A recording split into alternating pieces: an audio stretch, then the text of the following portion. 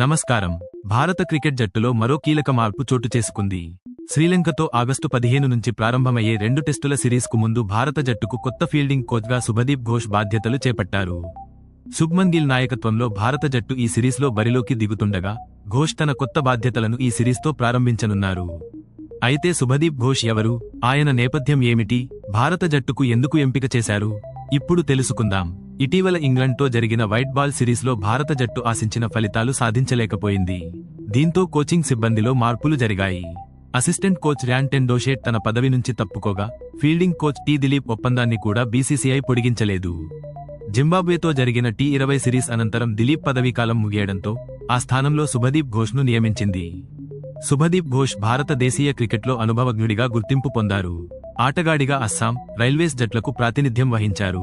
1994 నుంచి 2005 వరకు 17 first class, 17 list ఏ మ్యాచ్లు ఆడిన ఆయన మొత్తం 623 పరుగులు చేశారు.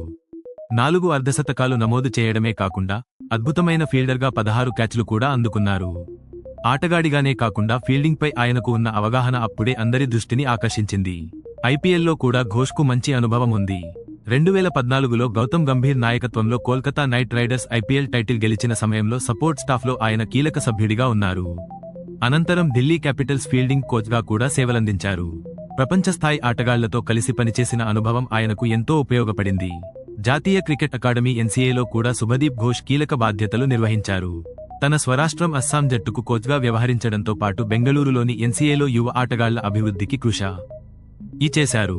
ఈ సమయంలో భారత దిగ్గజాలు రాహుల్ ద్రావిడ్, వివిఎస్ లక్ష్మణ్లతో కలిసి పనిచేస్తూ యువ క్రికెటర్లను తీర్చిదిద్దడంలో ముఖ్యపాత్ర పోషించారు.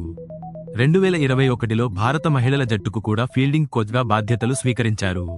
అభయ్ శర్మ స్థానంలో వచ్చిన ఆయన హర్మన్ప్రీత్ కౌర్, స్మృతి మంధాన వంటి స్టార్ ఆటగాళ్లతో కలిసి పనిచేశారు. మహిళల జట్టులో ఫీల్డింగ్ ప్రమాణాలను మరింత మెరుగుపరచేందుకు ప్రత్యేక శిక్షణ విధానాలను ప్రవేశపెట్టారు.